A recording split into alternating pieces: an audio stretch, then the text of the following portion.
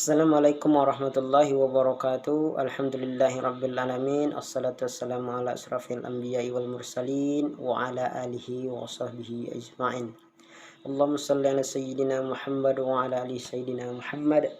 Puji syukur kita kepada Allah subhanahu wa ta'ala, yang mana pada kesempatan kali ini kami dari kelompok 2 akan membahas tentang makalah yang berjudul Subjek dan Objek Pendidikan, Telaah Quran Surat Ar-Rahman ayat 1 sampai ayat 4 dan Quran Surat At-Tahrim ayat 6. Bersama saya Musdaryanto dan rekan saya Okni Aisyah Mutiara Sendi. Selanjutnya pembahasan makalah kami ini akan terbagi daripada pendahuluan. Selanjutnya pembahasan, di mana pendahuluan ini saya sendiri yang akan menyampaikannya.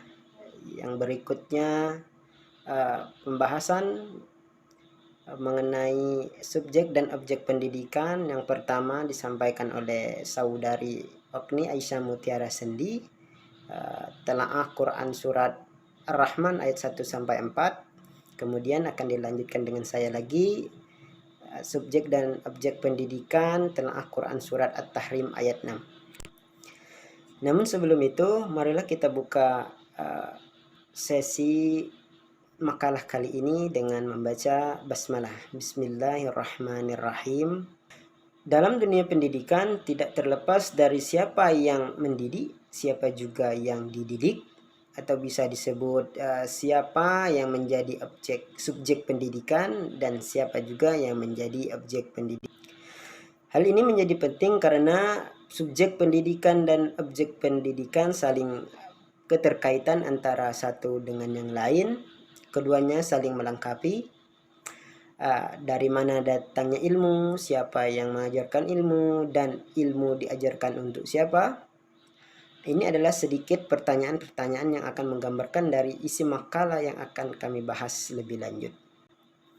Sebelum masuk kepada materi tentang subjek dan objek pendidikan Quran Surat Ar-Rahman ayat 1 sampai 4 dan Quran Surat At-Tahrim ayat 6, lebih baik kami sampaikan terlebih dahulu tentang pengertian subjek dan objek pendidikan. Pengertian subjek dan objek pendidikan itu sebetulnya cukup sederhana. Subjek adalah pelaku yang melakukan suatu aktivitas. Subjek juga dapat berupa kata benda, nama, atau kata ganti, misalnya aku, mereka, dia, dan lain-lain. Sementara objek adalah sesuatu yang dilibatkan dalam suatu aktivitas subjek. Sebagaimana kita ketahui bahwa pendidikan adalah usaha membina dan mengembangkan kepribadian manusia, baik di bagian rohani ataupun di bagian jasmaninya. Arti lain, pendidikan itu adalah suatu proses pengubahan sikap atau tingkah laku seseorang atau sekelompok orang dalam mendewasakan melalui pengajaran dan latihan. Sehingga subjek pendidikan adalah pelaku yang melakukan suatu aktivitas dalam proses pendidikan. Bisa juga diartikan lain, subjek pendidikan adalah kelompok yang bertanggung jawab dalam memberikan pendidikan, sehingga materi yang diajarkan atau yang disampaikan dapat dipahami oleh objek pendidikan. Maka objek pendidikan adalah sesuatu yang dilibatkan dalam aktivitas subjek pendidikan. Itulah pengertian subjek dan objek pendidikan. Yang selanjutnya materi akan disampaikan oleh saudari Okni Aisyah Mutiara Sendi dengan judul atau tema besarnya yaitu subjek dan objek pendidikan, telaah Quran Surat Ar-Rahman ayat 1 dan sampai 4. Kepada saudari Okni dipersilakan.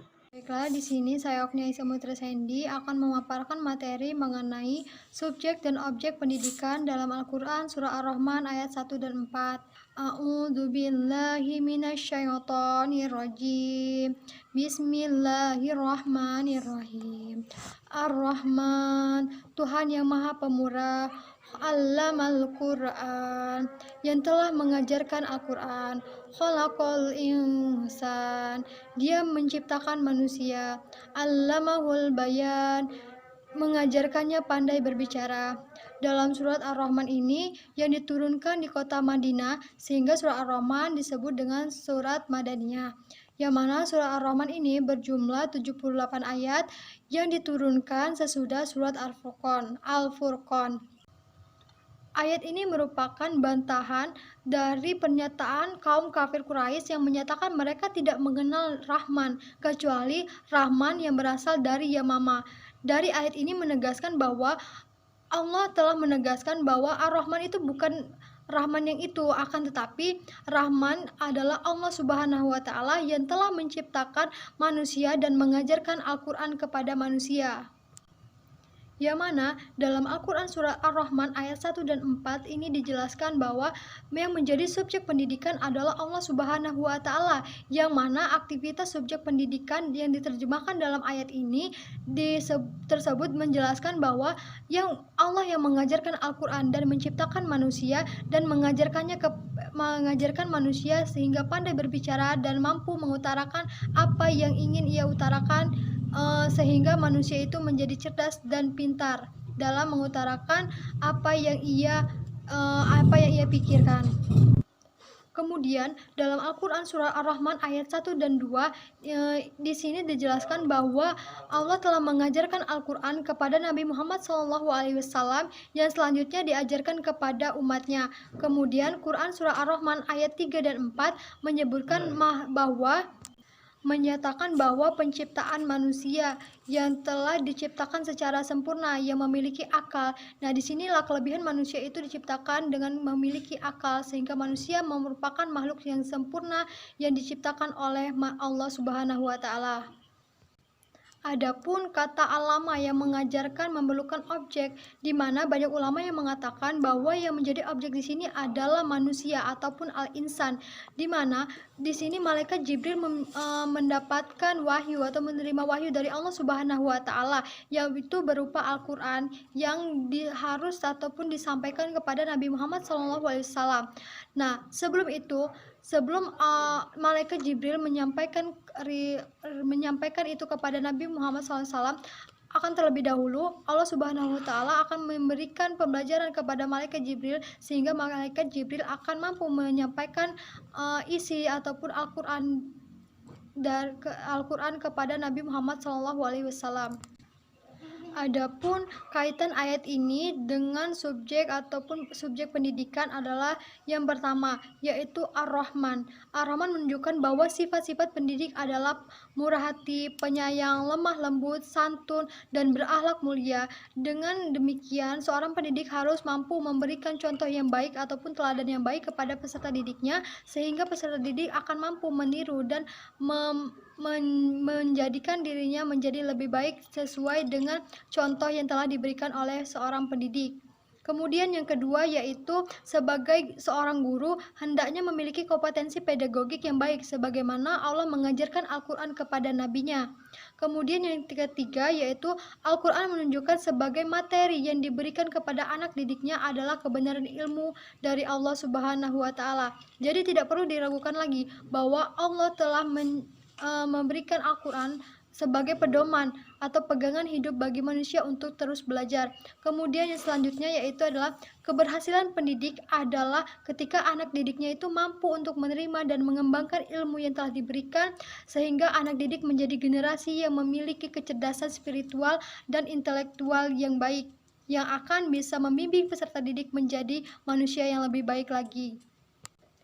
Kemudian yang selanjutnya yaitu penjelasan mengenai kandungan ayat Ar-Rahman, surah Ar-Rahman ayat 1 dan 4. Yang pertama yaitu dalam surat Ar-Rahman, Allah Subhanahu wa Ta'ala yang Maha Pemurah yang menyebutkan berbagai nikmat yang besar dan nikmat yang telah diberikan, yaitu nikmat agama, nikmat dunia, dan nikmat akhirat. Yang kedua yaitu nikmat yang Allah sebutkan adalah nikmat yang paling besar, adalah nikmat yang paling agung, yakni nikmat diturunkannya Al-Quran sebagai pedoman ataupun sebagai pegangan hidup bagi seorang umat manusia.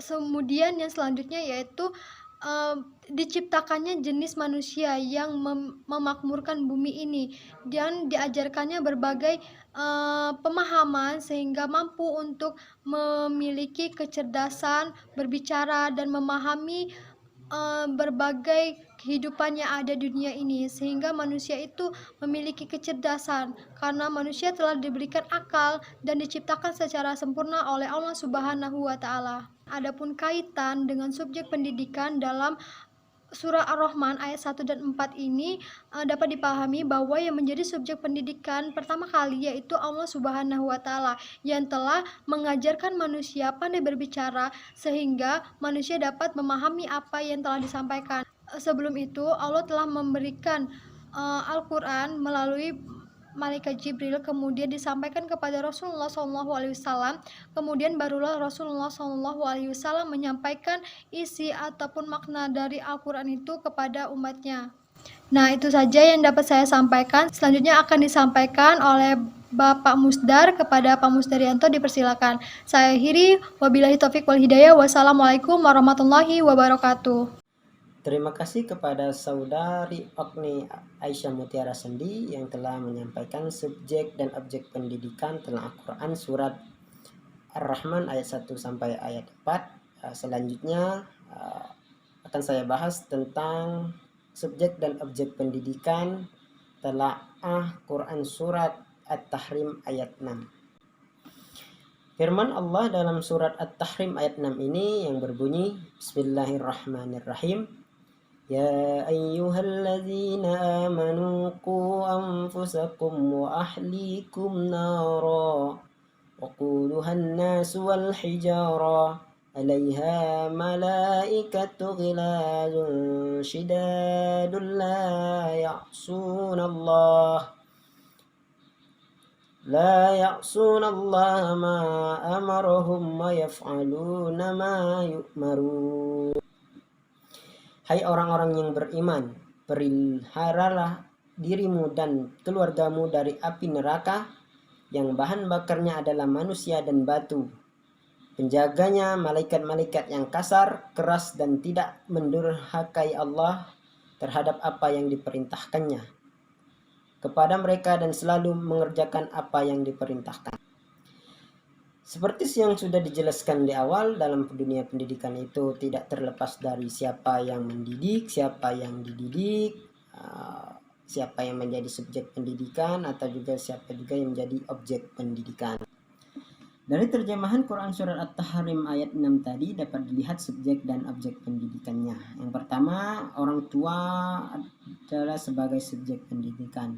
Dalam tafsir Al-Misbah yang menyatakan, hai orang yang beriman, peliharalah diri kamu antara lain dengan meneladani Nabi dan pelihara juga keluarga kamu, yaitu istri, anak-anak dan seluruh yang ada di bawah tanggung jawabmu, dengan membimbing dan mendidik mereka agar kamu terhindar dari api neraka yang bahan bakarnya adalah manusia yang kafir dan juga batu-batu antara lain yang dijadikan berhala. Dalam Al-Maraghi menjelaskan bahwa yang dimaksud dengan terjemahan memelihara diri dan keluarga adalah dengan ketaatan kepada Allah dan menuruti segala perintahnya dan mengajarkan kepada keluarga perbuatan yang dengannya dapat menjaga diri dari api neraka. Di antara cara menyelamatkan diri dari api neraka itu adalah mendirikan sholat dan sabar, sebagaimana firman Allah dalam Quran surat Thaha ayat 132. Bismillahirrahmanirrahim. Wa'mur ahlaka bis-shalah wastabir 'alaiha. Dan perintahkanlah keluarga kamu melaksanakan sholat dan sabar dalam mengerjakan. Surat lainnya yaitu Quran surat Asy-Syura atau Asy-Syu'ara ayat 214. Bismillahirrahmanirrahim. Wa anzir ashiratakal aqrabin, dan berilah peringatan kepada kerabat-kerabatmu ya Muhammad yang terdekat. Perkataan Quran surat At-Tahrim di atas merupakan suatu kewajiban yang ditunaikan oleh orang tua terhadap anaknya. Orang tua adalah pendidik yang pertama dan utama bagi anaknya, karena sebelum orang lain mendidik anaknya, orang tualah yang mendidiknya terlebih dahulu. Maka secara redaksional ayat ini tertuju kepada kaum pria atau ayah, tetapi itu bukan berarti hanya tertuju kepada ayah saja. Ayat ini juga tertuju kepada ibu. Artinya orang tua di sini adalah ayah dan ibu sebagai subjek pendidikan. Selanjutnya yang kedua, keluarga merupakan objek pendidikan dalam kajian Quran Surat At-Tahrim ayat 6 ini. Ibnu Katsir berpendapat bahwa yang dimaksud ayat di atas atau ayat Quran Surat At-Tahrim ayat 6 tadi adalah pendidikan keluarga harus dilakukan dengan cara berpesan kepada keluarga untuk bertakwa kepada Allah dan menyuruh mereka berbuat taat kepada Allah dan mencegah durhaka kepadanya. Helmawati menjelaskan tentang pengertian keluarga. Keluarga adalah kelompok kecil yang memiliki pemimpin dan anggota, mempunyai pembagian tugas dan kerja, serta hak dan kewajiban bagi masing-masing anggotanya. Dalam syariat Islam, ayah memiliki kedudukan yang penting dan mulia. Ayah adalah kepala keluarga yang memimpin ibu, anak-anak, serta yang ada di dalam tanggung jawabnya. Ayah bertanggung jawab atas mereka yang dan akan diminta pertanggungjawabannya oleh Allah Subhanahu wa taala. Sebagaimana sabda Rasulullah sallallahu alaihi wasallam dari Ibnu Umar dari Muhammad, beliau telah bersabda, setiap orang dari kalian adalah pemimpin dan setiap kalian akan diminta pertanggungjawaban terhadap apa yang dipimpinnya. Seorang raja adalah pemimpin bagi rakyatnya dan ia akan diminta pertanggungjawaban atas apa yang dipimpinnya. Seorang suami adalah pemimpin bagi anggota keluarganya dan ia akan diminta pertanggungjawaban atas apa juga yang dipimpinnya.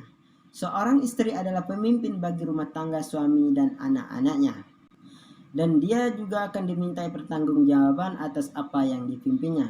Seorang hamba sahaya adalah pemimpin bagi harta tuannya dan dia akan diminta pertanggungjawaban atas apa yang dipimpinnya. Ketahuilah bahwa setiap orang dari kalian adalah pemimpin dan setiap kalian akan diminta pertanggungjawaban atas apa yang dipimpinnya. Dalam hadis Imam Nawawi nomor 213. Berdasarkan hadis di atas, seorang ayah memiliki tanggung jawab yang sebagai pembentuk generasi Islam yang saleh dan salah satu usaha adalah mendidik anaknya dengan baik. Dalam sejarah Islam banyak tentang keterlibatan ayah dalam pendidikan anaknya. Dapat kita lihat dalam Quran surat Luqman dan lain-lain. Contohnya dalam Quran surat Luqman ayat 13 sampai 19 nanti bisa dibaca sendiri atau dilihat tentang keterkaitan seorang ayah yang mendidik anaknya. Demikian tentang subjek dan objek pendidikan yang dilihat dari Quran surat At-Tahrim ayat 6 ini, di mana dapat kita petik pelajaran dari Quran surat At-Tahrim ayat 6 ini. Yang pertama mengenai perintah takwa kepada Allah Subhanahu wa taala dan berdakwah. Yang kedua adalah anjuran menyelamatkan diri dan keluarga dari api neraka. Yang ketiga pentingnya pendidikan Islam sejak dini karena orang tua adalah pendidik anaknya dari lahir sampai seterusnya. Yang keempat adalah keimanan kepada para malaikat. Dan yang kelima adalah keimanan kepada hari akhir, di mana telah disebutkan tadi bahwa bicara tentang neraka. Sehingga di neraka itu adalah percaya kepada hari akhir, adanya neraka dan surga. Terima kasih atas perhatiannya. Demikian presentasi makalah kami yang berjudul Subjek dan Objek Pendidikan Telaah Quran Surat Ar-Rahman ayat 1 sampai ayat 4 dan Quran surat At-Tahrim ayat 6. Terima kasih atas perhatiannya. Mungkin dalam hal ini masih banyak yang ingin ditanyakan, dipersilakan nanti memberikan komentar atau pertanyaan di kolom komentar di bawah ini. Terima kasih atas perhatiannya. kami akhiri. Wassalamualaikum warahmatullahi wabarakatuh.